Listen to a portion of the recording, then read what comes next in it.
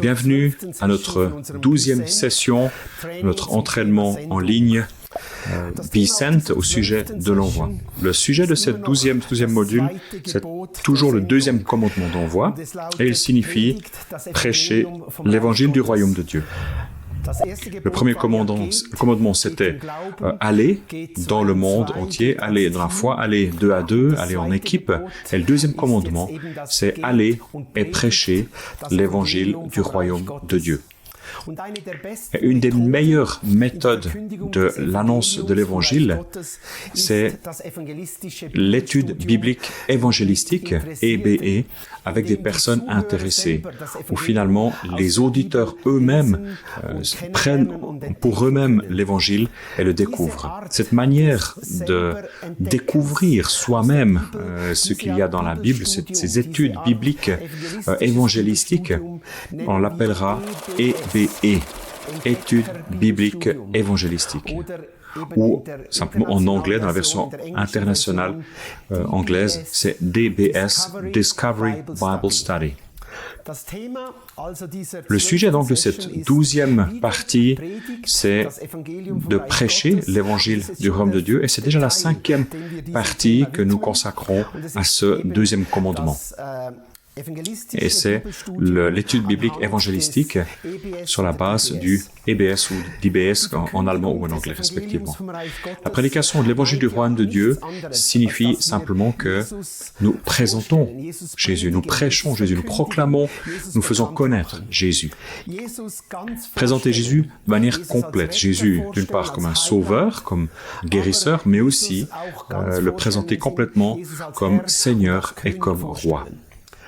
Et on fait cela en prêchant la parole de Dieu, en racontant finalement qui est Jésus, ce qu'on a entendu de lui, ce que nous-mêmes on a vu, et aussi en témoignant ce que nous avons vécu avec lui, comment il a agi dans nos vies. Il est dit dans Romains 10, 17, « Ainsi, la foi vient de ce qu'on entend, et ce que l'on entend vient de la parole de Dieu. » Dans les évangiles et aussi dans les actes des apôtres, très souvent, c'était le fait que la conversion se produisait relativement rapidement. C'est que très rapidement, la foi apparaissait dans le cœur des auditeurs et rapidement on passait à la repentance, dans le baptême et aussi à la réception du Saint-Esprit. Par exemple, à la Pentecôte, après une prédication, 3000 personnes étaient prêtes de vivre une conversion. Aussi les actes des apôtres 10, lorsque Pierre se trouve dans la maison de Corneille, soudain le Saint-Esprit descend et peut-être après 1 heure de prédication ou 1 heure et demie de prédication. Et pourquoi cela se passe de cette manière? C'est un peu un secret, un mystère. Les personnes dans l'Ancien Testament, les apôtres, ils avaient certainement une puissance, une autorité spirituelle forte, ce qui fait que leur prédication agissait fortement et les cœurs étaient touchés rapidement. La foi était générée rapidement dans les cœurs des auditeurs. Mais malheureusement, aujourd'hui, avec les gens, c'est souvent le cas qu'il y a besoin de plus de temps jusqu'à ce que la foi puisse apparaître dans le cœur des gens. Aujourd'hui, les gens sont souvent arrivés à un point dans leur vie qui est finalement très très éloigné de l'Évangile. Alors, il y a aujourd'hui des personnes qui sont déjà très près de l'Évangile.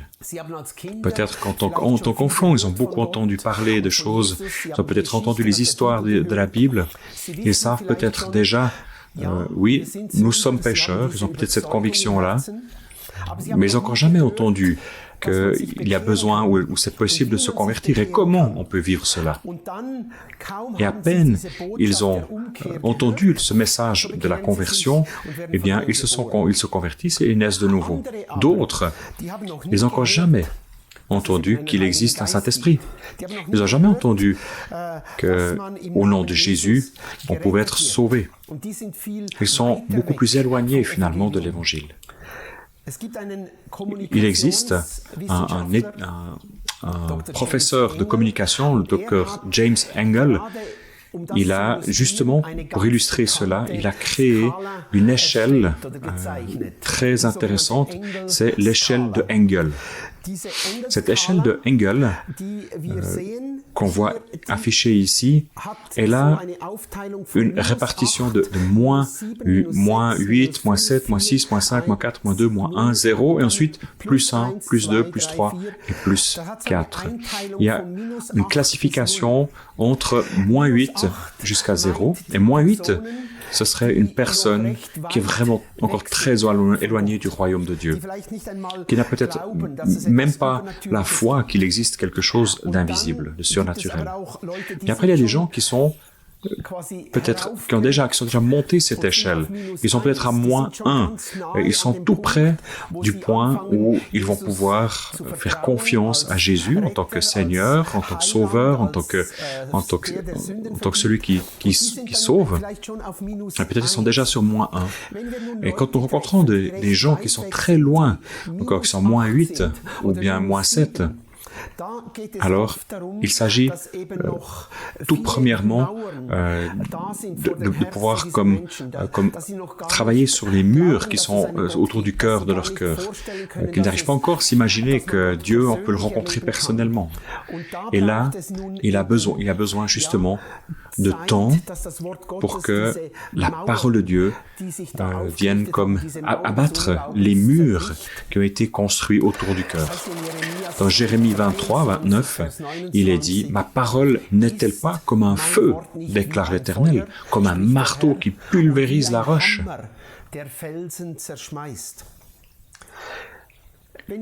Quand quelqu'un est à moins 1, alors une seule parole de Dieu peut suffire pour qu'elle se convertisse. Et c'est ce qu'on voit dans les actes des apôtres, c'est que ça va des fois très très vite. Si aujourd'hui quelqu'un se convertit aussi rapidement, eh bien il entend un bref message, par exemple lors d'une évangélisation ou au travers d'un témoignage dans la rue, et la personne se convertit, c'est souvent des personnes qui déjà avant ont déjà beaucoup entendu de la part de Jésus, que peut-être depuis la maison, de la part de leurs parents, ont comme un fondement qui est déjà présent dans leur cœur.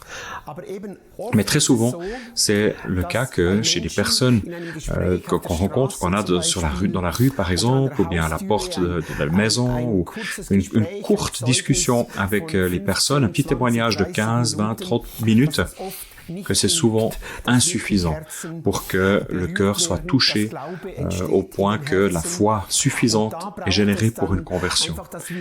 Et ça veut dire simplement que plusieurs fois, on est amené et invité à partager l'Évangile jusqu'à ce qu'une personne soit prête à ouvrir leur cœur et à donner leur cœur à Jésus. C'est pour ça que l'évangélisation, c'est pas simplement une activité ponctuelle, une prédication ponctuelle, mais il s'agit davantage d'un processus que nous allons avec les personnes. L'observation aujourd'hui montre que finalement les gens ont besoin d'une écoute répétée de la parole de Dieu pour que de nombreuses personnes puissent développer suffisamment de foi pour faire un pas avec Jésus. Et parce que c'est un processus justement, et parce que c'est un chemin que nous allons avec les gens, c'est la raison pour laquelle il y a aussi des conséquences sur la manière avec laquelle aujourd'hui nous allons évangéliser, nous pouvons évangéliser, ou comment nous devrions évangéliser aujourd'hui. Dans ce cas, effectivement, l'évangélisation n'est pas simplement une prédication ponctuelle, mais c'est bel et bien un processus. Et dans ce processus, nous sommes invités à faire un chemin au travers de la Bible et qu'ils écoutent, qu'ils entendent plusieurs fois, finalement, qu'est-ce qui est dit au sujet de Jésus. Qu'ils fassent connaissance avec Jésus sur la base de ce qu'ils entendent de la Bible. Et après 1, 2, 3, 4, 10 études bibliques évangélistiques, eh bien, le Saint-Esprit fait naître pas après pas la foi dans le cœur des auditeurs. Ils sont prêts. Et quand la vraie foi est présente, et issue de la parole de Dieu, et alors on parle d'une foi de salut, une foi qui permet d'amener au salut. Actes des Apôtres 16, verset 31, il est dit, Paul et Silas ont répondu, crois au Seigneur Jésus-Christ. Et c'est ce qu'il adresse aux geôliers. Lui et Silas, ils disent, crois au Seigneur Jésus-Christ et tu seras sauvé, toi et ta famille. Donc s'il y a vraiment de la foi de salut dans les cœurs, alors, de manière très ponctuelle, ça peut aller très très vite. Quand la foi est déjà présente, alors très rapidement on peut amener les gens à la repentance, les baptiser directement, les amener également à la réception du Saint-Esprit. C'est le cas aussi après la prédication de Pentecôte de Pierre. Elle avait une telle puissance que dans les cœurs des auditeurs, de milliers de personnes, eh bien la foi suffisante a été générée et il pose la question à Pierre, que devons-nous faire? Et Pierre leur répond, Actes Apôtres 2, 38, changez d'attitude. L'attitude est que chacun de vous soit baptisé au nom de Jésus-Christ pour le pardon de vos péchés et vous recevrez le don du Saint-Esprit. J'aimerais dire encore quelque chose au sujet de la foi. Il est clair, dans le Nouveau Testament, il existe la foi qui vient de l'écoute de la parole de Dieu. Et cette foi, elle nous amène au salut. Et quand nous avons ce type de foi dans le cœur, alors on ouvre notre cœur à Jésus, on offre la confiance à Jésus et on offre notre vie à Jésus. Mais aussi la foi qui vient non pas de ce qu'on entend, mais la foi vient aussi dans ce qu'on expérimente, de miraculeux, de guérison, de fait de voir des choses surnaturelles que Dieu agit. Et ces deux types de foi, on ne devrait pas les mélanger. L'un, c'est la foi qui vient de ce qu'on entend de la parole de Dieu, c'est la foi qui amène à la repentance, au salut, et il y a aussi la foi qui vient des miracles. C'est une foi de miracle. C'est une foi qui vient de voir, le fait de voir des choses que le Seigneur est en train de faire. On voit par exemple une foi de miracles dans le Nouveau Testament, dans Jean 2, 23 à 25. Pendant que Jésus était à Jérusalem, lors de la fête de la Pâque, beaucoup crurent en lui en voyant les signes miraculeux qu'il faisait. Mais Jésus n'avaient pas confiance en eux parce qu'ils les connaissaient tous. Donc, ils ont eu la foi en lié à la foi. Mais Jésus n'avait pas confiance en eux parce qu'il les connaissait tous. Il n'avait pas besoin qu'on le renseigne sur les hommes car il savait lui-même ce qui est dans l'homme. C'était simplement une foi de miracle, pas une foi de salut, une foi d'écoute de la parole de Dieu. Et cette foi de miracle, mais aussi très efficace finalement. Cette foi de miracle, ces miracles produisent que ces résistances qu'on a dans le cœur, ces résistances, ces murs autour, cette incrédulité, ces murs d'incrédulité sont effondrés progressivement. Cette foi de miracle peut vraiment ôter les obstacles, mais elle ne peut pas générer de la foi de salut dans le cœur des personnes. La foi de salut vient vraiment que de l'écoute de la parole de Dieu. Heureusement, et grâce à Dieu, nous avons dans les Actes des Apôtres aussi encore plein de descriptions d'œuvres surnaturelles qui sont vécues très rapidement. Et les conversions qui sont vécues très rapidement, il y a comme une œuvre surnaturelle qui se produit et les résistances à l'évangile sont balayées et une seule prédication suffit pour générer la foi de conversion, la foi de salut. C'est un magnifique mélange lorsqu'une délivrance se produit, un miracle se produit, un signe de Dieu, et que les résistances tombent, et finalement, directement après, la parole de Dieu est prêchée, et il y a une foi de salut qui est générée dans les cœurs, les gens se convertissent. C'est ce qui s'est par exemple produit à la Pâque, à la Pentecôte, lorsque le Saint-Esprit est venu, et ils ont parlé dans des langues nouvelles, ils ont entendu les gens parler dans leur propre langue. C'est un miracle de langue qui s'est produit, et les gens étaient ouverts, et Paul prêche, et 3000 conversions se produisent. Ou en Samarie aussi, lorsque Philippe est arrivé, dirigé par le Saint-Esprit, et qu'il y a eu des délivrances qui sont lieu, des guérisons qui ont eu lieu, et les gens étaient étonnés, et il a ensuite annoncé l'Évangile, et ils se sont convertis et se sont fait baptiser.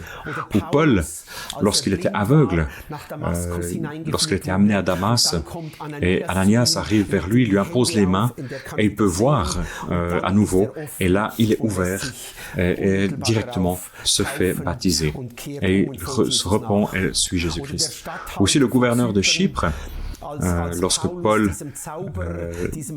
ce sorcier, ce magicien lui résiste et il devient aveugle, et puis lorsque ce gouverneur voit ce miracle, eh bien, son incrédulité s'effondre et finalement il entend la voix de Dieu et il se convertit. Également le geôlier en Philippe, lorsque ce tremblement de terre se produit et les gens n'ont malgré tout pas fui cet agissement surnaturel de Dieu, eh bien son incrédulité s'est effondrée, il s'est confessé, il s'est repenti, il s'est fait baptiser avec toute sa maison. Très rapidement, finalement, la collaboration entre les miracles et l'annonce de l'évangile en provenance de la parole est un duo remarquable.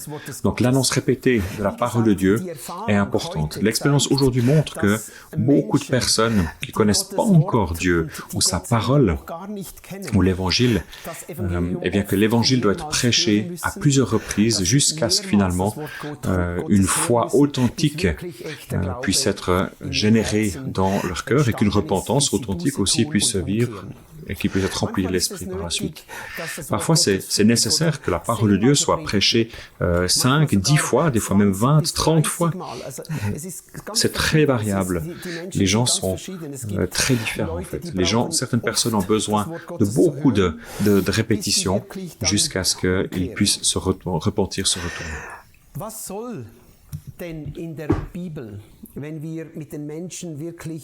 Que faut-il finalement dire ou lire de la Bible lors de l'évangélisation? Quels sont les textes, quels sont les passages de la Bible que nous devrions donner à entendre, proposer? Je pense que ce sont tout d'abord les récits de la Bible, de la création jusqu'au Christ. Cette action salutaire de Dieu, c'est une des manières, c'est un groupe de textes qui convient très très bien, mais certainement aussi des textes qui parlent finalement de Jésus, de son œuvre, de sa mort, de sa résurrection. Des textes qui nous renseignent suffisamment sur comment est le cœur de Dieu, qui est Dieu vraiment, mais aussi qui nous parlent de la condition humaine, comment nous, humains, comment on est séparés de Dieu, comment le péché est présent dans notre vie. Aussi les textes sur le Saint-Esprit, montrer comment le Saint-Esprit vient et comment la force, la puissance de Jésus est apportée, mais aussi des textes où on voit comment des personnes se convertissent, comment vivre une nouvelle naissance, comment se convertir. Déjà précédemment, on a parlé finalement de ces 5 domaines. Qui est Dieu, notre Père dans le ciel? Qui sommes-nous humains, créés à l'image de Dieu, mais aussi pécheurs, séparés de Dieu? Qui est Jésus? Jésus en tant que sauveur, en tant que homme de salut, mais aussi comme Seigneur. Qui est le Saint-Esprit? Le Saint-Esprit qui donne la vie et qui amène la vie de Christ à nous. Comment est-ce qu'on peut se convertir par la foi, par la repentance, par le baptême, par la réception du Saint-Esprit? Ça, ce sont les 5 thèmes qu'on peut vraiment prendre avec les personnes qui sont intéressées à la vie de Christ. Quand on incite simplement les personnes de manière avec leur volonté de prendre une décision, ou simplement lors de type d'évangélisation, lorsqu'on utilise la louange ou qu'il y a des émotions, qu'on touche leurs émotions, ou bien qu'on est dans des grands rassemblements, des événements où les gens sont amenés à vivre un pass, souvent eh bien, ce ne sont pas des conversions qui se produisent sur la base du cœur, de la foi qui a grandi dans leur cœur, mais qui sont comme extérieures, seulement dans l'émotionnel, ou seulement dans la volonté, ou simplement dans ces mouvements de masse aussi qui peuvent être vécus parfois. Et ce ne sont pas des conversions, ce sont peut-être des conversions en apparence. On a l'impression qu'il s'agit d'une conversion. Les personnes qui simplement se convertissent parce qu'ils voient des miracles ou parce qu'ils ont pris une décision, parce qu'ils ont des émotions fortes, qui se décident pour Dieu dans ces circonstances-là, ce ne sont pas des personnes qui sont nées de nouveau. Ce sont des personnes qui ne sont pas complètement renées ou nées de nouveau. Elles n'ont pas accueilli la vie de Christ en eux. Ils n'ont pas non plus la force, la puissance du Saint-Esprit en eux. Avec de telles personnes, eh bien, ce n'est pas possible de vivre un discipulat. On ne peut pas les entraîner à devenir disciples de Christ. Alors, ils viennent peut-être dans les réunions, des rencontres, peut-être même régulièrement, mais c'est juste une question d'apparence de la piété. Ils ont l'apparence de la piété, comme Paul le dit dans 2 Timothée 3,5. Ils auront l'apparence de la piété, mais renieront ceux qui ont fait la force. Éloigne-toi de ces gens-là. Et malheureusement, il y a énormément aujourd'hui de personnes qui ont pris des décisions lors de gros événements et qui n'ont pas vraiment vécu cette dimension d'entrée en discipulat. En moyenne, on dit que de tous ces immenses événements évangélistiques, que de 100 évangélisations, environ une personne va devenir finalement un disciple. Et 99 étaient simplement un peu entre deux eaux comme ça.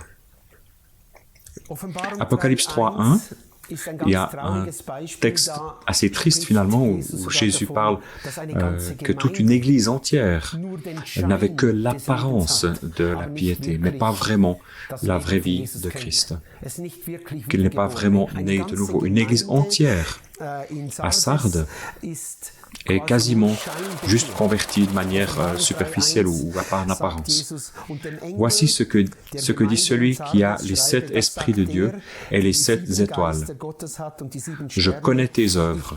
Je sais que tu passes pour être vivant, mais tu es mort.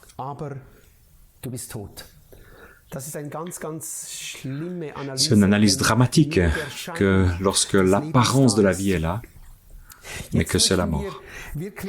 On aimerait maintenant vraiment regarder la méthodologie et la pratique de l'étude biblique évangélistique, EBE. On vient à ce point où la foi vient de la parole de Dieu.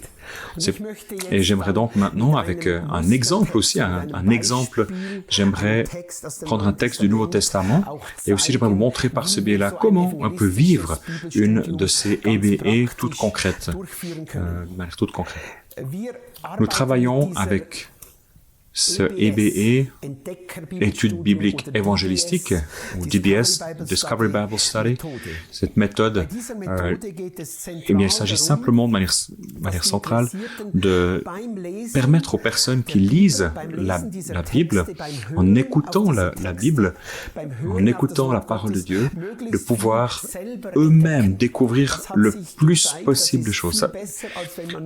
C'est prouvé que c'est nettement meilleur que plutôt que ce soit juste envoyé sur eux, mais qu'ils puissent eux-mêmes s'en saisir. Avec ce EBE, eh bien, dans ces dernières années, sur les champs missionnaires, dans les gros champs missionnaires, où il y a un fruit incroyable qui a pu être amené dans le royaume de Dieu, on a très souvent appliqué ce DBS au niveau international, EBE en français, et ça a été vraiment source de beaucoup de fruits. Donc, il s'agit de chercher, de creuser la parole de Dieu et de soi-même faire des pas. Directement dès le départ, en entendant les textes, de pouvoir apprendre à directement mettre en pratique ces choses. EBE, c'est donc une méthode qui permet à des intéressés, de manière très concrète, de pouvoir se puiser dans la parole de Dieu et de transposer la parole directement dans le quotidien. On pourrait dire, c'est comme une étude biblique do it yourself, à pratiquer soi-même. Et j'aimerais maintenant présenter ce EBE. Comment est-ce qu'on l'utilise? de manière générale, et ensuite, on aimerait présenter le EBE de manière spécifiquement pour l'utiliser dans l'évangélisation. L'EBE peut être utilisé pour les deux. Ça peut être utilisé d'une part pour amener des personnes déjà croyantes plus profondément dans la parole de Dieu, dans des églises de maison, des groupes de maison, peuvent ensemble étudier la parole sans forcément avoir un pasteur ou un prédicateur qui est là, mais ça peut vraiment aussi être très bien utilisé pour l'étude biblique évangélistique. C'est pour ça que je donne d'abord une présentation globale et ensuite, plus spécifiquement à l'aide d'un texte, comment est-ce qu'on le vit aussi de manière évangélistique. Le EBE, c'est ce que nous allons maintenant présenter ici dans cette partie. Nous passons au travers des 5 étapes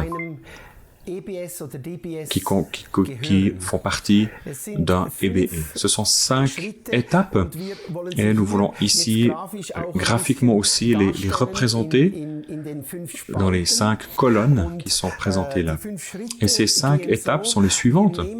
Nous prenons un texte et un groupe d'intéressés a donc une Bible et on commence avec la première étape, on lit le texte. Quand le groupe est déjà dans le processus, lorsque déjà plusieurs reprises ils ont étudié la Bible ensemble, on peut, bien sûr, lorsque le groupe se rencontre, on peut aussi échanger, partager ce qui s'est passé lors de la dernière rencontre EBE, ce pourquoi on peut remercier Dieu, ce que Dieu a pu faire depuis la dernière rencontre qu'on a eue. On peut aussi prier les uns avec les autres pour ces choses. On peut aussi échanger quelles sont ces transformations intérieures ou ces combats intérieurs qui se sont produits depuis qu'on s'est vu la dernière fois, ce qu'on a vécu avec Dieu depuis qu'on s'est vu la dernière fois. On peut donner un feedback aussi du dernier EBE qu'on a vécu. Quels sont les éléments qu'on a pu mettre en œuvre depuis la dernière fois. Ce sont des domaines importants pour le processus de groupe. Mais on arrive à ce nouveau EBE qu'on va faire ensemble et on va tout d'abord commencer par lire le passage. La première étape, c'est écouter la parole de Dieu. Quelqu'un du groupe lit tout le texte, lentement, peut-être à haute voix. Ensuite, chacun relit le texte, chacun pour soi, à voix basse. On le lit une fois, 2 fois. Des fois, c'est bon de le lire même 3 fois, qu'on puisse le lire même 2 fois à haute voix et que chacun le lise silencieusement pour soi. Ensuite vient la deuxième étape.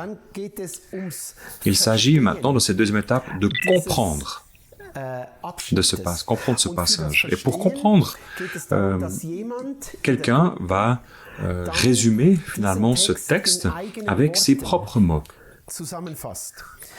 Il s'agit pas simplement de répéter ce qu'on a lu, mais qu'on puisse utiliser ses propres mots pour décrire ces choses. Et quelqu'un le fait, et les autres aident en complétant si la personne a peut-être oublié quelque chose.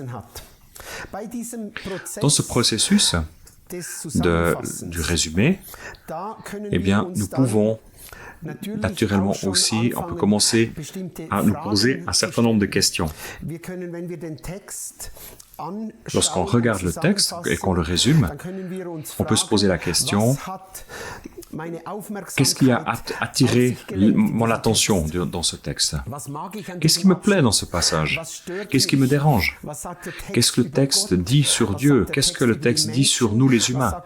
Qu'est-ce que ce passage dit sur notre manière de plaire à Dieu, que notre manière d'obéir à Dieu? Dans la troisième étape, c'est l'étape de obéir. Obéir dans le fait de faire, de concrétiser finalement, mettre en pratique ce qu'on a entendu dans ce passage maintenant. C'est déterminant dans cette méthode qu'on ne soit pas simplement en train d'étudier, lire, mais que directement on se pose la question comment est-ce qu'on va pouvoir transposer cela dans la pratique? Comment je vais pouvoir faire ce que je vois? Comment la parole de Dieu peut être obéie dans ma vie? Quelles sont les exigences aussi que ce texte adresse à moi? Qu'est-ce qu'on peut apprendre? Si ce passage est vrai, si la parole de Dieu est vraiment la parole de Dieu, comment est-ce qu'elle va transformer ma manière de percevoir Dieu? Comment ça va transformer ma perception des autres? Et finalement, ça finit dans ce qu'on pourrait dire dans une déclaration de « je veux ». On déclare ensuite, après la lecture, après la restitution avec nos propres mots, on déclare « je veux mettre ceci ou cela très concrètement en pratique dans ma vie ». On dit même des fois, pas simplement plus tard dans ma vie, mais dans les 24 à 48 heures, j'aimerais mettre ceci ou cela en pratique.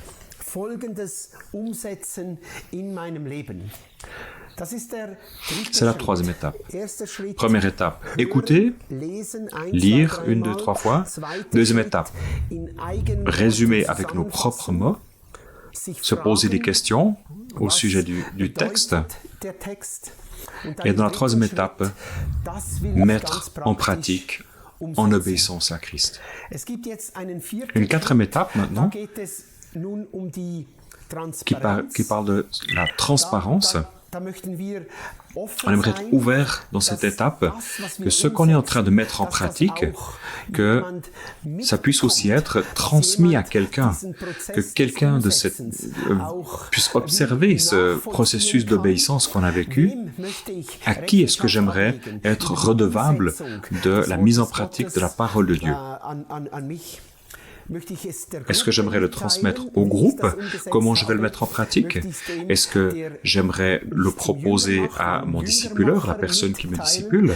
Ou est-ce que j'aimerais simplement avoir un chrétien de mon entourage en redevabilité? Mais on devient transparent. On ouvre le processus de transformation à d'autres personnes. Et la cinquième, la dernière étape, il s'agit de partager. La première étape, c'était d'écouter. La deuxième étape, c'était de comprendre, de résumer avec nos propres mots. La troisième étape, c'était d'obéir, de mettre en pratique. La quatrième étape, c'est la transparence, le partager, pas simplement garder les choses pour nous-mêmes, mais ouvertement, avec un frère et une sœur. Et maintenant, dans la cinquième étape, il s'agit que ce que j'ai entendu dans le texte, je puisse également le partager avec quelqu'un. On se pose la question, mais à qui est-ce que je vais pouvoir transmettre ce que je viens de découvrir dans ce passage? J'ai peut-être un frère, une sœur plus âgé, moins âgé, un père, mère, des amis. À qui est-ce que je pourrais transmettre ce que je viens d'apprendre? À qui penses-tu? Qui pourrait bénéficier de ce passage? Qui devrait aussi savoir cela? Aussi, comment est-ce que je pourrais le partager? Qu'on puisse comme se préparer à ce que nous avons reçu puisse être partagé.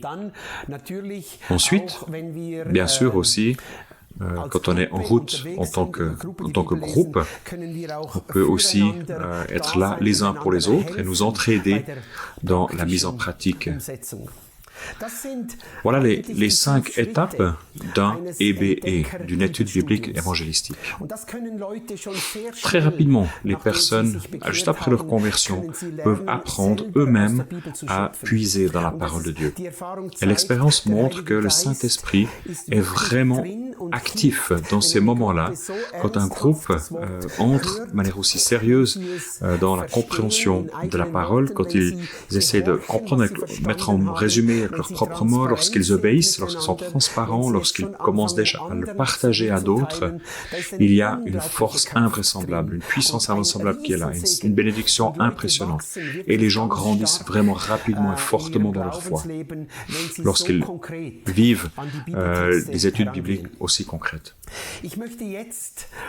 J'aimerais maintenant, dans ce passage maintenant, j'aimerais montrer comment on peut proposer l'étude biblique évangélistique avec des personnes qui sont intéressées à la Bible, lorsque nous faisons une EBE vraiment évangélistique.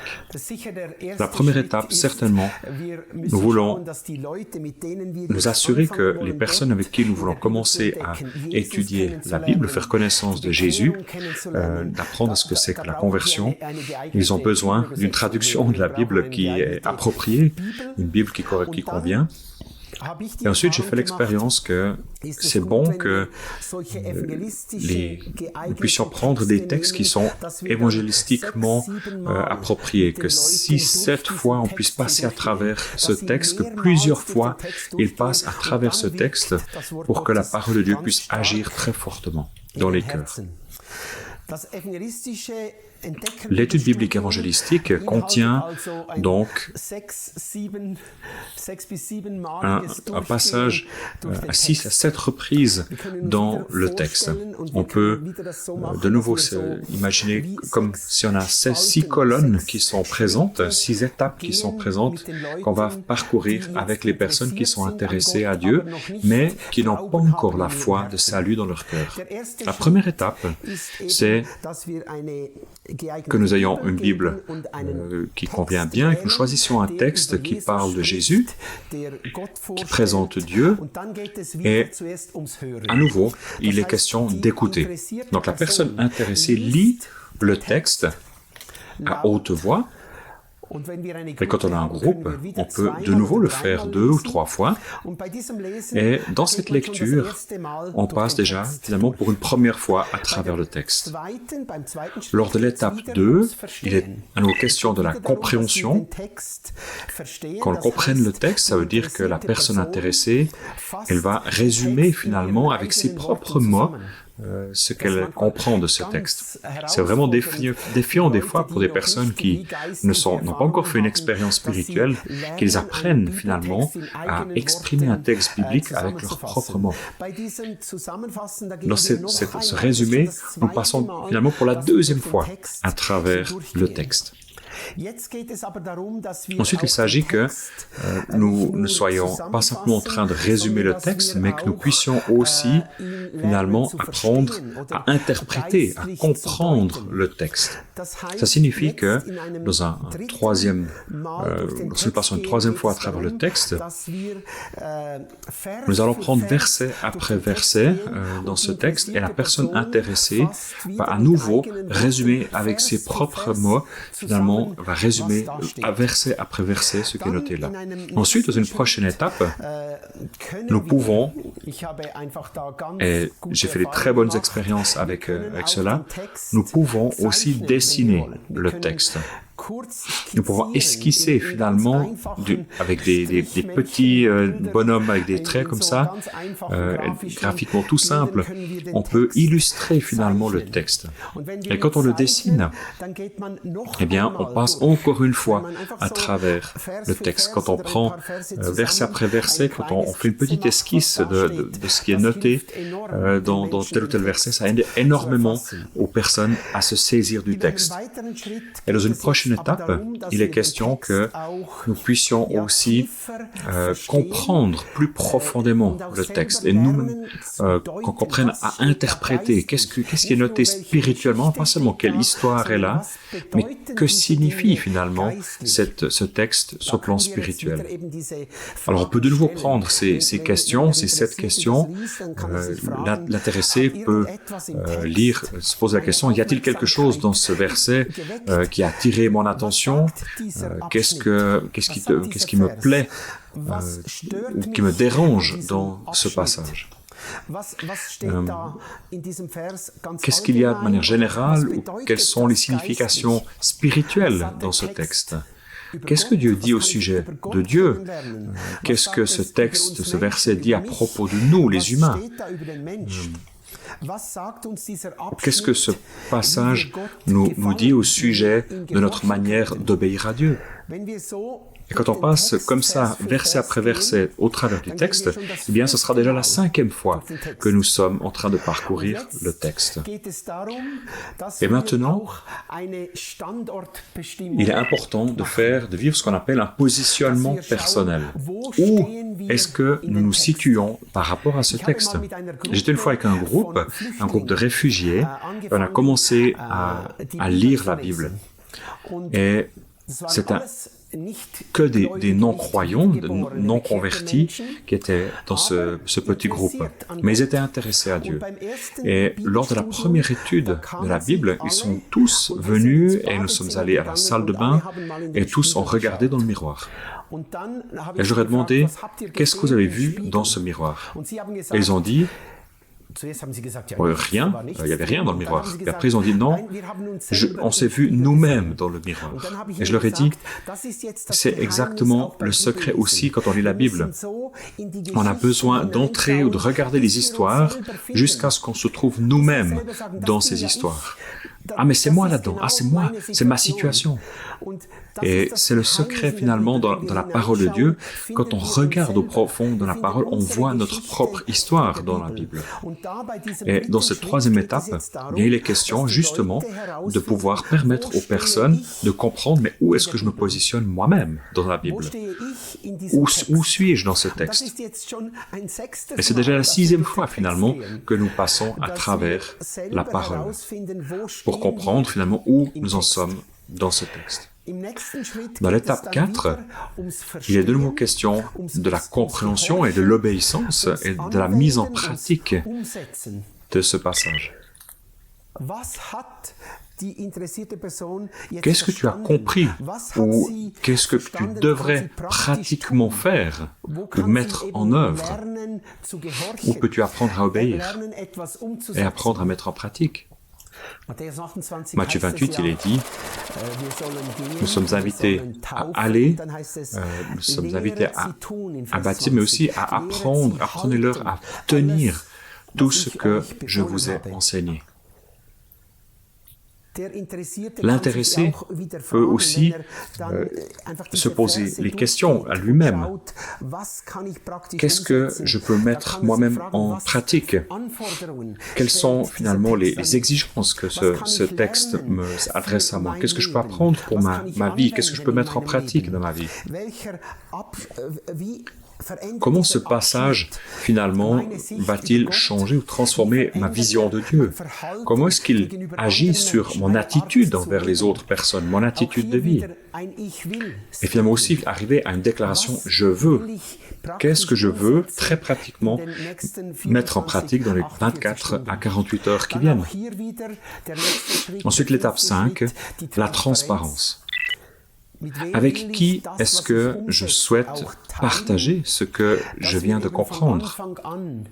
Que dès le départ, les personnes intéressées puissent comprendre que la parole de Dieu, elle est pratique, il s'agit de mise en pratique, mais aussi finalement, de pouvoir vivre en redevabilité, en transparence face à quelqu'un, le processus que Dieu nous propose dans la parole. Est-ce que je veux le faire dans le groupe, quand je me rencontre avec une équipe d'études bibliques, ou est-ce que je le fais avec l'évangéliste ou le leader qui apporte ce texte, ou un autre chrétien? Et là, de nouveau, c'est bon que, même si les personnes ne sont pas encore converties, et même s'ils sont juste en train de commencer finalement à entrer en contact avec la parole de Dieu, d'écouter la parole de Dieu, qu'ils apprennent à se poser la question, avec qui est-ce que je vais pouvoir partager? L'étape numéro 6, qu'ils puissent devenir des personnes qui rapidement partagent, ont le réflexe de partager ce qu'ils ont entendu. Donc la 6e étape, c'est ce partage avec d'autres. Et c'est donc la 7e fois que nous entendons, que la personne entend le texte. Donc on passe à plusieurs reprises au travers de ce passage que nous lisons. Et maintenant, j'aimerais tout simplement, de toute pratique, à l'aide d'un texte, vivre cela, parcourir et faire un EBE complet ensemble. Et que nous puissions comme jouer cette rencontre comme si c'était un EBE en direct. Pour ce sujet de l'EBE concret, j'ai choisi le texte de Luc 15, versets 11 à 24. Et moi-même, je vais jouer le rôle de la personne qui est intéressée, qui participe à une étude biblique évangélistique. Et pour la didactique, je vais le faire moi-même, je vais jouer la personne intéressée. Je lis le texte seulement une fois, pas 2 ou 3 fois, pour une question de temps.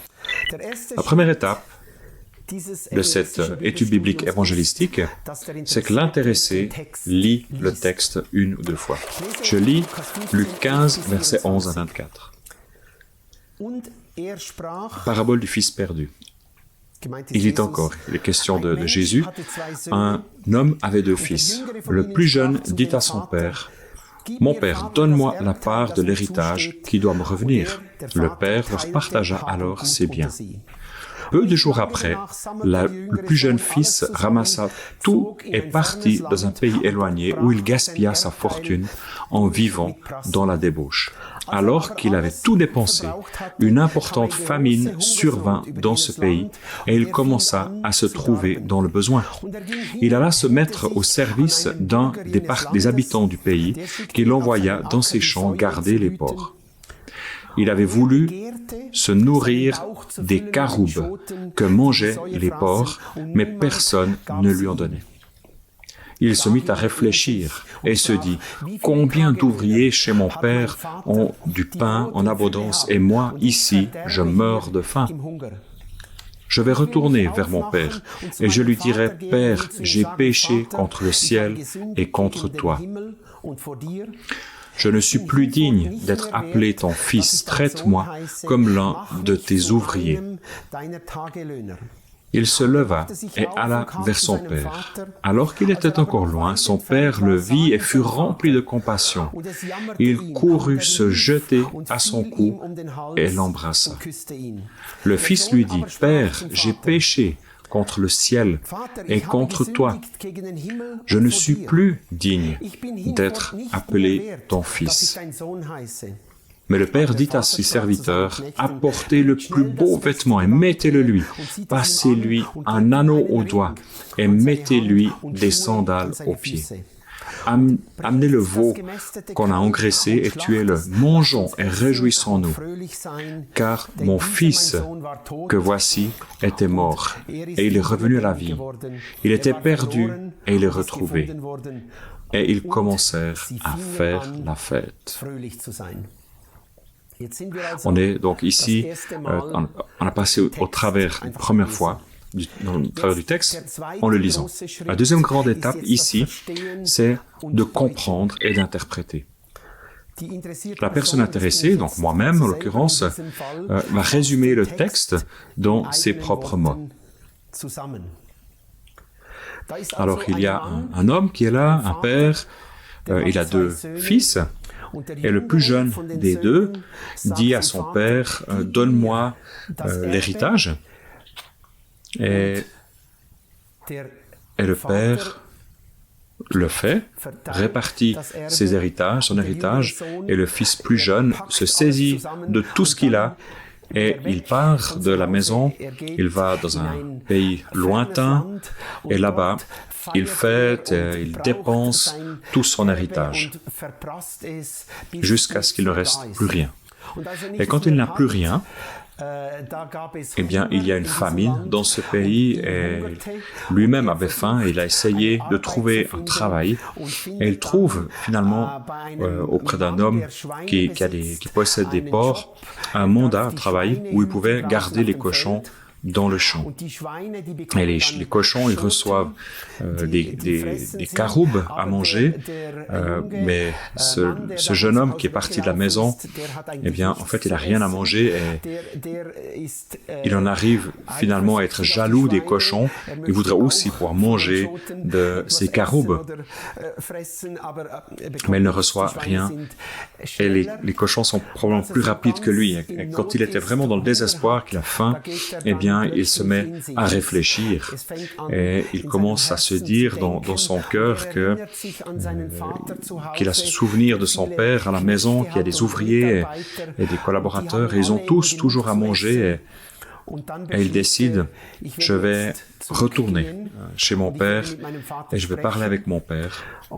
Et il dit aussi, je pourrais probablement plus y aller en tant que fils dans cette maison, mais peut-être que je pourrais, comme les ouvriers, je pourrais travailler et puis finalement avoir assez à manger par ce biais-là et je serais sorti d'affaires ici. Il se met en route et, alors qu'il n'est même pas encore arrivé à la maison, son père l'a déjà repéré de loin et il court vers lui et le serre dans les bras et l'embrasse. Et son fils s'excuse auprès de lui. Il dit, j'ai péché contre toi, contre le ciel. Et le père ne lui permet pas de continuer à parler. Directement, il dit à ses serviteurs, apportez un nouvel habit, le plus bel habit pour lui, apporter un anneau à son doigt, amener aussi les souliers, les chaussures à ses pieds. Et le fils peut plus dire, mais père, fais de moi ton ouvrier. Et le père ne veut même pas entendre cela. Il dit seulement encore, amenez aussi le veau gras qui a été engraissé pour faire la fête. Amenez-le, abattez-le et fêtons une fête ensemble. Et il commence à faire la fête. Et il est dit aussi que un peu avec hésitation, parce que les gens étaient un peu surpris, mais ils ont commencé à devenir heureux, à faire la fête. Et le père exprime encore, j'ai perdu mon fils, il était comme mort, et finalement, aujourd'hui, je l'ai retrouvé. Il vit, et c'est pourquoi nous voulons fêter. Ça, c'est la deuxième fois qu'on passe à travers le texte en résumant le texte avec nos propres mots. Maintenant, il s'agit que la personne intéressée, donc moi en l'occurrence, je puisse prendre verset après verset pour essayer de comprendre qu'est-ce qui est écrit là. Donc on est déjà pour la troisième fois en train de passer à travers ce texte. On pourrait aussi, ici, avant qu'on puisse arriver à ce niveau d'interprétation, on pourrait aussi, par exemple, dessiner le texte. Je l'ai souvent fait avec des personnes qui n'étaient pas croyants, que je prenais un verset ou quelques versets et de les illustrer. Et ici, un exemple, comment on pourrait le faire, comment on pourrait le dessiner. Alors d'abord, comment son père a ses deux fils, et comment le plus jeune demande l'argent, comment il se saisit de l'argent, qui va et finalement qui fait la fête, et comment il dépense tout son argent et qu'il savoure la vie, et finalement il n'y a plus d'argent, il n'y a plus de nourriture, et finalement il va trouver un travail pour garder des cochons. Et quand les cochons mangent, eh bien, ils sont tellement rapides, les cochons, ils aimeraient bien manger à leur place, mais finalement, il commence à réfléchir, il se rappelle que son père et ses ouvriers ont des choses bonnes à manger, et tous ont suffisamment de nourriture. Et comment il décide finalement de retourner auprès de son père pour demander pardon, et finalement aussi travailler comme un ouvrier, lui demander pardon et devenir collaborateur sur le champ, dans les champs pour son père. Et comme il rentre à la maison, finalement, comme son père court à sa rencontre, le serre dans ses bras lui offre un nouvel habit aussi, des souliers, des chaussures et puis un anneau. Et finalement, la grande fête qui est mise en route parce que le fils perdu qui était mort, eh bien, comme mort, eh bien, il a été ramené à la vie et il commence à faire la fête. Maintenant, on réalise que c'est déjà comme la 4e fois qu'on passe à travers le texte.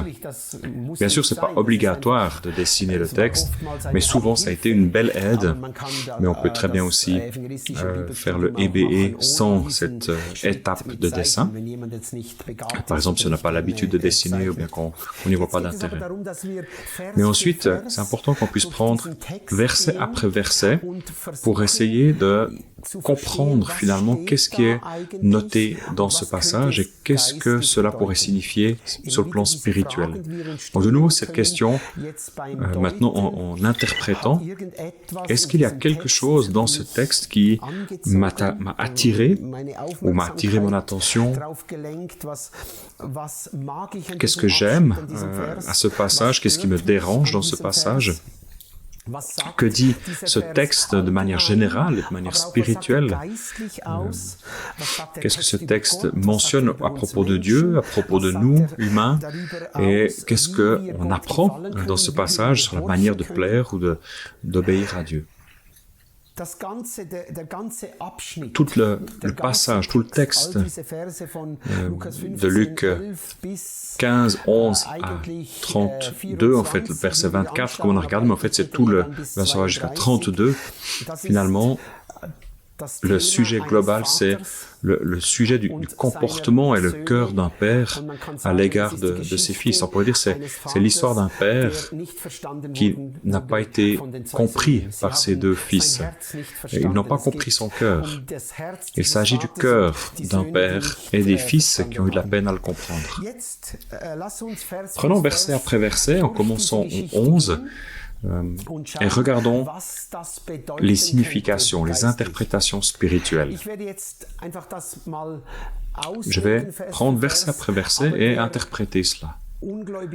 Et l'intéressé ne découvrira peut-être pas tout de manière intensive, mais peut-être simplement des passages, mais il découvre spirituellement des choses qui sont là.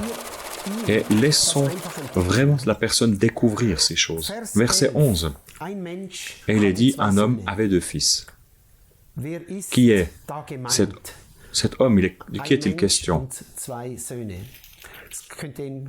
Ça pourrait être une situation familiale, ou spirituellement, ça pourrait aussi nous parler d'un homme, et que cet homme, c'est Dieu ou Jésus. Et les 2 fils, ça pourrait être nous, les humains.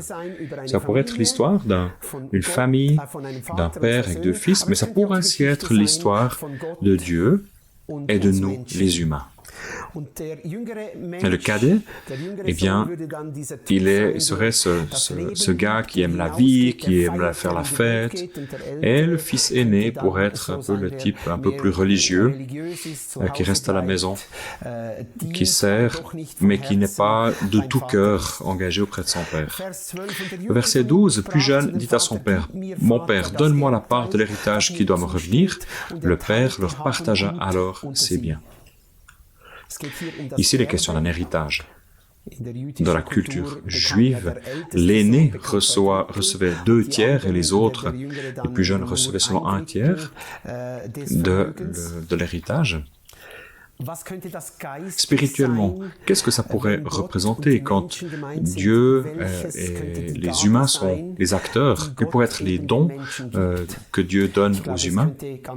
Alors, par exemple, la vie, le don de la vie pourrait être ce cadeau que Dieu donne. Il donne la vie aux plus jeunes, il donne la vie à l'aîné aussi. Et le plus jeune, eh bien, il veut vivre sa vie, il veut sortir et vivre sa vie Ça pourrait être une interprétation sur le fait que les humains s'éloignent finalement de Dieu, ils veulent prendre leur propre vie en main eux-mêmes et qu'ils vivent leur propre vie à leur propre manière. Il y a un passage dans Ésaïe 65:2 qui dit que je leur ai tendu la main, je les invite encore et encore, mais ils me rejettent constamment. Mais le Père est silencieux, et ça c'est surprenant. Il ne dit pas un mot. Et c'est un peu comme un silence assez parlant. C'est peut-être la douleur, la séparation qui s'en vient. Il donne la liberté d'aller, et en même temps, il est triste, ça le peine. Et ce silence, c'est plus une expression de sa souffrance.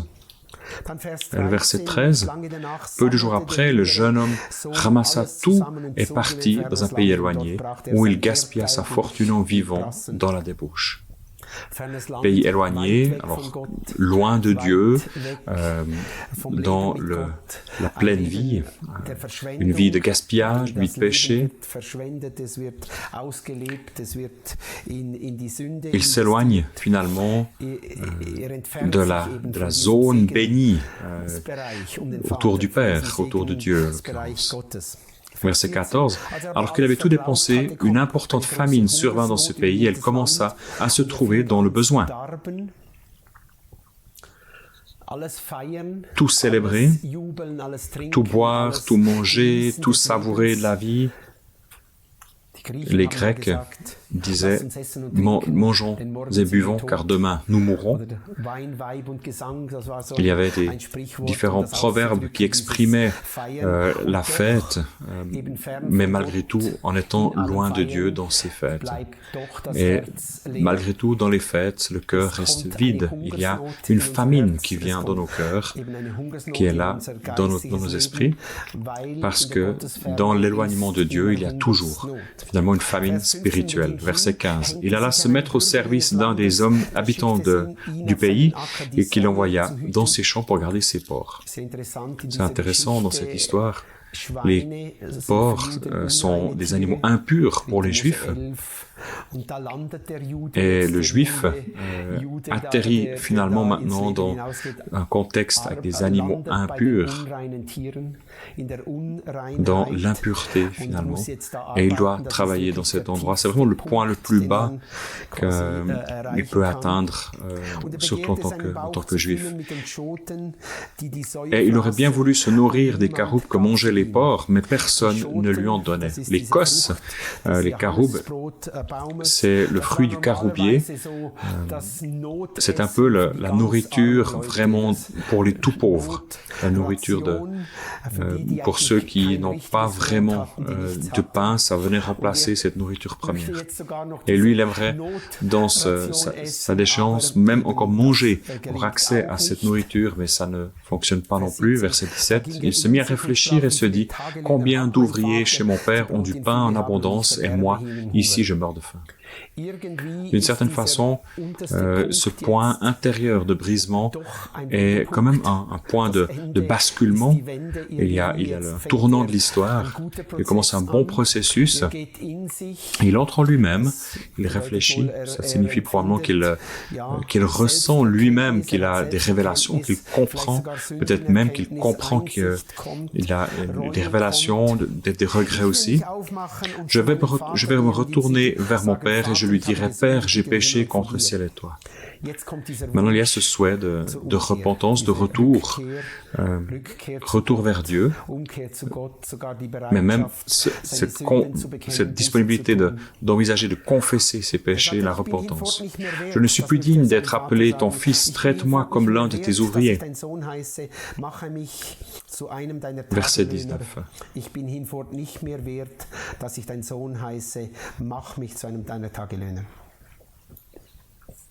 C'est le passage clé où on voit comment finalement le cadet pense vraiment de son père. Il pense que son père est quelqu'un qui veut simplement donner du travail, qui est orienté à la performance. On peut juste le satisfaire quand on est en train de travailler dur. Beaucoup de gens ont cette image de Dieu. On pense que seulement si maintenant, sur le plan moral, je fais tout juste et je peux quasiment à ce moment-là espérer mériter cet amour de Dieu. Et c'est vraiment une mauvaise compréhension profonde de qui est Dieu. Il ne comprend pas vraiment qui est ce Père. Il se leva et alla vers son Père. Alors qu'il était encore loin, son Père le vit et fut rempli de compassion. Il courut, se jetait à son cou et l'embrassa. C'est une première étape de la conversion. C'est de revenir à son Père. Il vient dans la présence de Dieu et il vit une surprise, même plusieurs surprises. La première surprise, c'est que le Père, manifestement, l'a vu de loin, donc il l'attendait. Tous les jours, il l'attendait probablement, et il l'a vu de loin et courut à sa rencontre.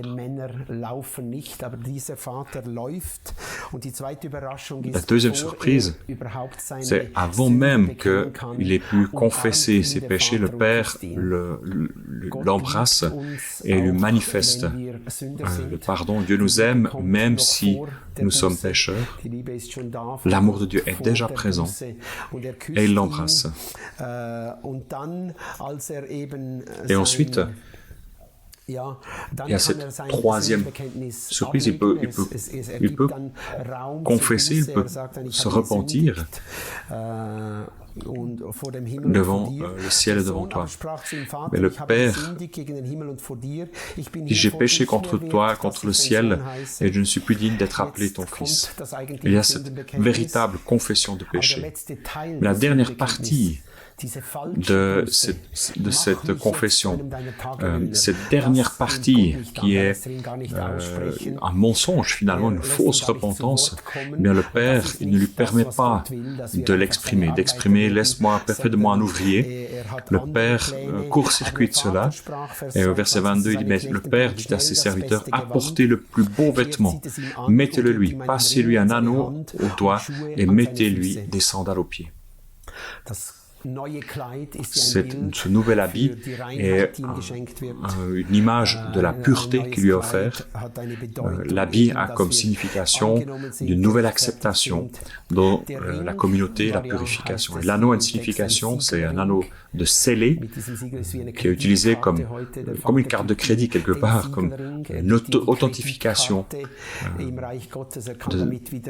Il peut de nouveau finalement disposer de tous les biens de son Père, lui donne le droit d'un fils, lui redonne cela.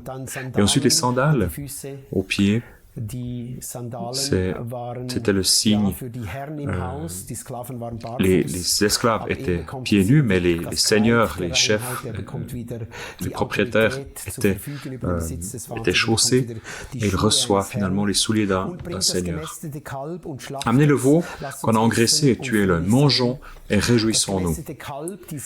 Le veau gras, ce jeune animal engraissé qui est préparé pour les occasions festives particulières, c'est le signe qu'une fête va être célébrée. C'est une fête lorsque le Fils revient au Père. Quand un fils du monde revient dans la maison du Père, il y a une fête qui se produit dans le royaume de Dieu. Et chaque fête qui est célébrée est une image pour cette grande fête qui va se produire dans l'Apocalypse 19, verset 7, quand il y aura cette grande fête qui sera vécue. Verset 24, car mon fils que voici était mort et il est revenu à la vie. Il était perdu et il est retrouvé. Et ils commencèrent à faire la fête. Ici, il y a clairement l'expression de cette réacceptation, alors que spirituellement il était mort, il est revenu à la vie. On parle d'une nouvelle naissance.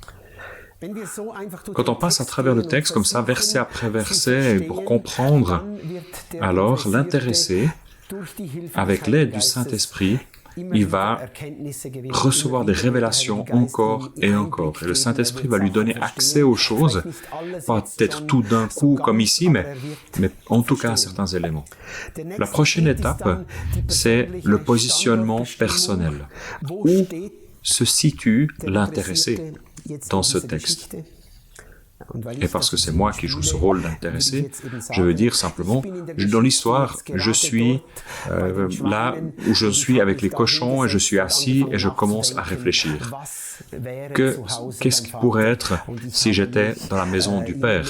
Et intérieurement, je me prépare à retourner, à me repentir, à retourner auprès du Père.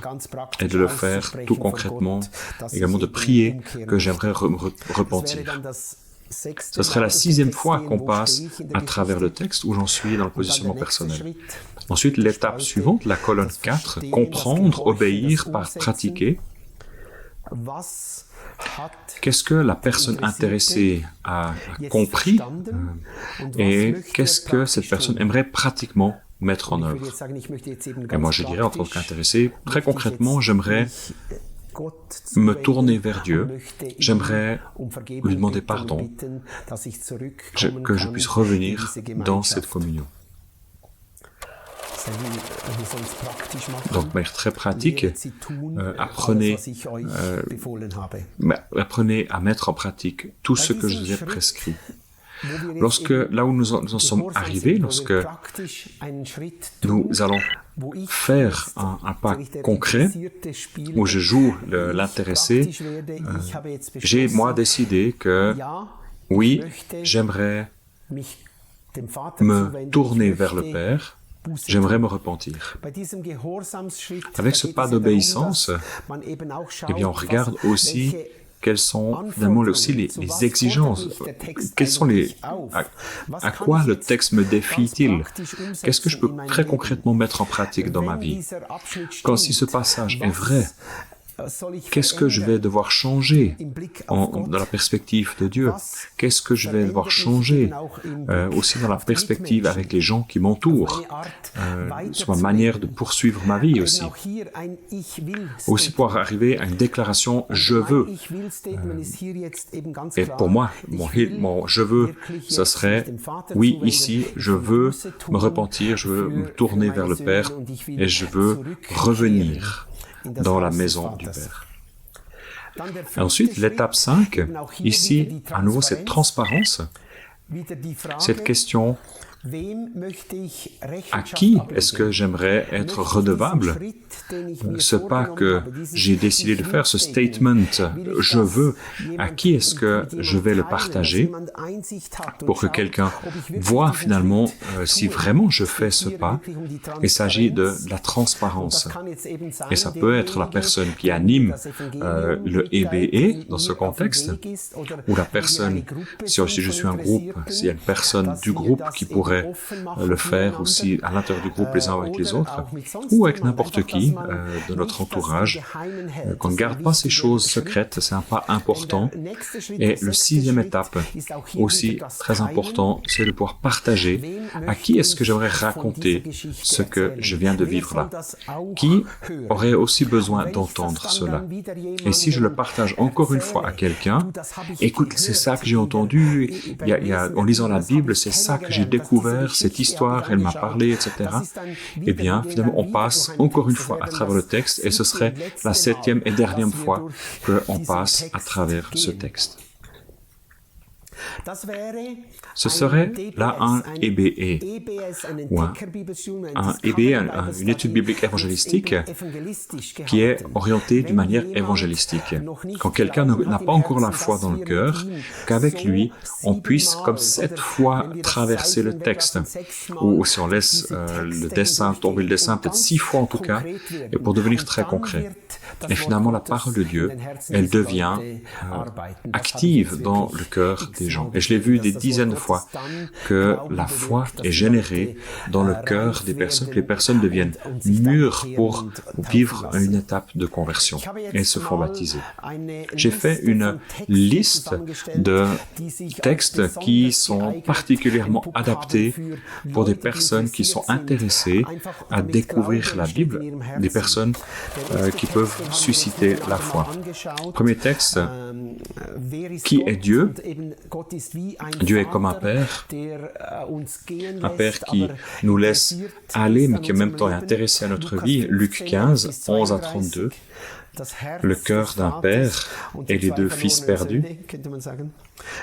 Un autre texte, de nouveau au sujet du cœur du Père. Qui est Dieu le Père? Ézéchiel 16, 1 à 18. Ce texte incroyable, je trouve que c'est une des plus belles histoires de la Bible, le cœur d'un père et de sa fille perdue. Comme Luc 15, c'est pas le fils, mais Ézéchiel 16, c'est la fille perdue. Le troisième texte, ce serait qui est Dieu? Qui sommes-nous? Il est le Créateur et nous sommes créés à son image. Donc ce serait le texte de la Genèse, Genèse 1, 1 à 2, et verset 4, 2 à 4. Et le quatrième, ce serait qui est Dieu? Qui sommes-nous? Nous les humains, il est le Créateur et nous avons été créés en tant qu'hommes et femmes et mis au paradis. Genèse 2, 5 à 24, hommes et femmes au paradis. Une autre histoire, le cinquième, qui sommes-nous, nous les humains? Nous sommes soumis au péché et par conséquent, nous sommes condamnés à la mort. Genèse 3, 1 à 24, il est question de la chute. Le sixième, c'est qui sommes-nous, nous les humains? La croissance, l'explosion, le péché. Dans Genèse 4, 1 à 24, l'histoire de Caïn et Abel. Ensuite, 7, qui est Jésus? Il est unique. Jean 8, 1 à 10, Jésus est l'adultère, la grâce est manifestée, le pardon est montré. Un autre texte possible, c'est tout le sermon sur la montagne aussi, Matthieu 5, 1 à 10, les béatitudes. Ensuite, une huitième histoire, qui est Jésus? Il a le pouvoir de pardonner les péchés, de guérir toutes les maladies. Marc 2, 1 à 12, on parle de l'homme paralysé, la foi, le pardon, le péché, la guérison. Ou alors, neuvième histoire, qui est Jésus? Il est le Sauveur, Ésaïe 53. L'Éternel a jeté sur lui tous nos péchés. Et finalement, Luc 23, 32 à 43, la crucifixion de Jésus, où Jésus est mort pour nos péchés. Une dixième histoire, qui est Jésus? De nouveau au sujet de Jésus, et c'est la question de sa résurrection, Luc 24, la résurrection et l'ascension, et finalement la Pentecôte, l'envoi du Saint-Esprit. Une onzième histoire, qui est le Saint-Esprit? Le Saint-Esprit nous apporte la vie de Jésus. Jean 3, 1 à 11, l'histoire de Nicodème, cette question de naître de nouveau, naître d'eau et d'esprit. Une douzième histoire, ce serait qui est le Saint-Esprit? Le Saint-Esprit donne la puissance de Jésus. Actes des Apôtres 1, 4 à 8 et 2, 1 à 41. L'attente du Saint-Esprit est finalement aussi la venue du Saint-Esprit et la puissance du Saint-Esprit qui est manifestée et l'histoire de la Pentecôte. Une prochaine histoire, la 13, qui est très appropriée. Que pourrais-je faire pour être sauvé? Actes des Apôtres 16, 30 à 31. Croire au Seigneur Jésus. Jean 3, 16 à 21. Dieu aime le monde. Ou Jean 1, 10, 10 à 12. Comment recevoir Jésus dans notre vie? Ensuite, un prochain sujet intéressant, le quatrième, que dois-je faire pour être secouru? Apôtres 2, 38, repentez-vous et soyez baptisés, vous allez recevoir le don du Saint-Esprit. Ou l'histoire incroyable de 2 Chroniques 33, 1 à 13, le péché et finalement la pénitence du roi de Manassé. C'est peut-être une des histoires les plus marquantes de repentance de péché d'une personne qui est mentionnée dans la Bible. Une histoire très très forte. 15e aussi, que dois-je faire pour être secouru? Actes des Apôtres 2, 38, donc être baptisé. Matthieu 3, 13, 17, le baptême de l'homme d'Éthiopie. Dans Actes des Apôtres 8 aussi, ensuite le trésorier éthiopien qui est baptisé. Que dois-je faire pour être sauvé? savez, nous devons recevoir le don du Saint-Esprit. Une 16e histoire, que dois-je faire pour être secouru? Et vous recevrez les dons du Saint-Esprit, ou Actes des Apôtres 19, lorsque les 12 hommes reçoivent le Saint-Esprit. Une 17e histoire qui est Jésus, qui est Dieu, il est le juge. Matthieu 25, 31 à 46, le grand jugement, le jugement dernier, où il est dit, venez, recevez l'héritage, le royaume en héritage. Le 17e histoire, qui est Dieu, qui est Jésus, il est le juge. Luc 16, 19 et suivant, le riche dans le Hadès, le Sheol, le préenfer. Le pauvre, Lazare aussi, qui lui arrive dans le paradis. Une 19e histoire, qui est Jésus, il est le Seigneur et le Roi. Luc 9, 57 à 62, le prix du discipulat, et Marc 10, 7 à 27, le jeune homme riche. Le 20e, c'est une thématique intéressante, le 20e histoire, Dieu, Jésus te cherche, première partie, son cœur bat pour toi et pour moi. Luc 15, 1 à 7, la brebis perdue. La recherche du berger de cette brebis. Le 21, Dieu et Jésus te cherche. Deuxième partie, son cœur bat pour toi et pour moi. Luc 15, versets 8 à 10, c'est l'histoire de la pièce perdue. Tout est fait pour pouvoir retrouver cette pièce perdue. La 22e histoire, Dieu, Jésus te rend visite. Alors aujourd'hui, il doit rentrer dans ta maison, dans ton cœur, aujourd'hui. C'est l'histoire écrite dans Luc 19, 1 à 10, c'est l'histoire de Zachée. Une 23e histoire, accepteras-tu l'invitation? Tout est prêt, viens. Matthieu, cette invitation de Matthieu 22, 1 à 13, invitation mariage royal, et également une histoire similaire dans Luc 14, 16 à 24, l'histoire du grand banquet. Et tu es invité, accepteras-tu l'invitation? Et une dernière histoire que j'aimerais citer ici, c'est l'histoire numéro 24. Ne te laisse pas déterminer par les affaires du quotidien et oublier Dieu, oublier Jésus. Luc 12, 16 à 21. Le riche céréalier qui était là et qui construit des greniers et qui oublie Dieu. Donc il y a 24 histoires ici qui sont très appropriées pour pouvoir vivre des EBS qui sont bien appropriés aussi pour des personnes qui sont faites avec des personnes intéressées et qui éveillent la foi dans les cœurs des gens qui écoutent. Maintenant, l'appropriation. Quelqu'un du groupe va répéter cet enseignement avec ses propres mots et les autres vont écouter et finalement aussi compléter lorsque quelque chose est oublié. Un échange qui se vit en groupe où on écrit aussi, chacun écrit les observations personnelles, des choses qui ont été comprises dans ce cadre-là, dans cette session. Et ensuite, une tâche à vivre, un exercice. Faites un EBE avec un groupe sur le thème suivant. Donc, de manière très concrète, tu prends une histoire, par exemple l'histoire que Jésus a autorité de pardonner les péchés, nous guérir, par exemple Marc 2, 1 à 12, où il y a l'homme paralysé, qu'on puisse vraiment utiliser cette histoire pour vraiment zoomer sur l'idée de faire un EBE ensemble. Ensuite, la troisième partie, l'outreach, la mise en pratique. Quand on pratique régulièrement maintenant, on a ici le fait que chaque semaine, 4 à 6 heures sont consacrées à des marches de prière. On prie pour la moisson, on prie pour les personnes avec lesquelles on est en route.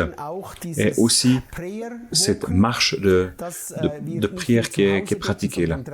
Donc pas seulement chez nous, mais aussi à l'extérieur. Et pour ce processus, eh bien, comme je l'ai mentionné, c'est 4 à 6 heures par semaine. Ensuite, 6 à 9 heures par semaine, eh bien, ça concerne le fait d'aller et tous les éléments qu'on a appris jusqu'à aujourd'hui. Tout le fait d'aller vers les personnes non atteintes, les personnes qu'on a à cœur, donc qu'on leur prêche l'évangile du royaume de Dieu, qu'on puisse leur raconter le chemin de salut, depuis la création jusqu'au salut, et qu'on puisse faire une étude biblique évangélistique, ou plusieurs même, avec des intéressés dans notre public cible. On les appelle à la repentance, à la vie de disciple, et ensuite, quand ces personnes ont la foi dans leur cœur, eh bien qu'on les amène dans la repentance, dans le baptême d'eau et l'accueil du Saint-Esprit. Tout l'entraînement, Be-Sent, je le dis encore et encore, sans mise en pratique, cet entraînement est pratiquement sans valeur si nous ne mettons pas notre énergie aussi dans la mise en pratique. Et aussi l'appropriation, mais la mise en pratique, et aussi régulièrement de sortir, eh bien, c'est ce qui donnera finalement l'efficacité de ce que nous allons vivre pendant 15, et il y aura un fruit qui va pouvoir être vécu. Soyez bénis. Allez à l'extérieur avec la bénédiction.